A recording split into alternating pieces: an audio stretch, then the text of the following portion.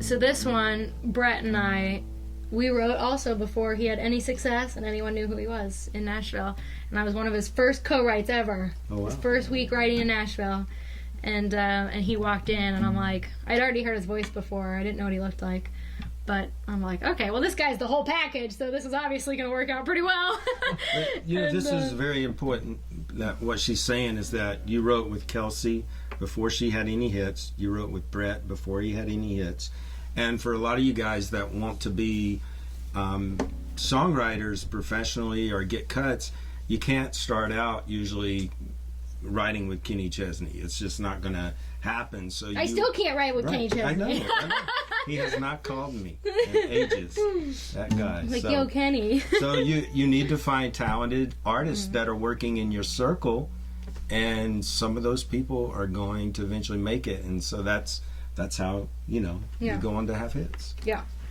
And that's totally right. And these are two artists that I believed in, not because they had already gotten a deal and people said they were great, but it's because I wrote with them and I'm like, wow, I really believe these two people are going to be stars. So we wrote this, we got together, and Brett and I talked for a while, could not come up with anything to save our life, and then finally, like most times when it's not going well, I'm like, hey, are you hungry? Let's go to lunch. And so he always tells this story. He's like, all right, that's code for, like, this is just getting awkward. We're not writing a line.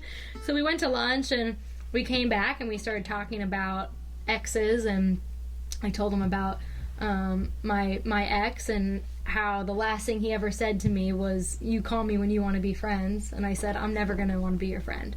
And I told him that, and then we started writing this, and this also was one of those songs that, we wrote it in probably an hour and a half and after lunch and got the whole thing. Wow. And then it took another 3 years later, and for me to hear it on the radio. But here it is. Would have thought you wrote down every word. Goodbye spilled out like it had been rehearsed. And there ain't no point in trying to change your mind. It seems like you got it all figured out. You're alright with the way this is going down. But don't tell me we can still be friends. Hang out on the weekends. You're gonna be okay if I start seeing somebody new. The hope that I do, it won't be long till I forget to call every time that I'm drinking. And you hate the love song, can't keep from singing. I gotta be honest, if you really believe that's the truth, you never loved me like I love you. Oh no.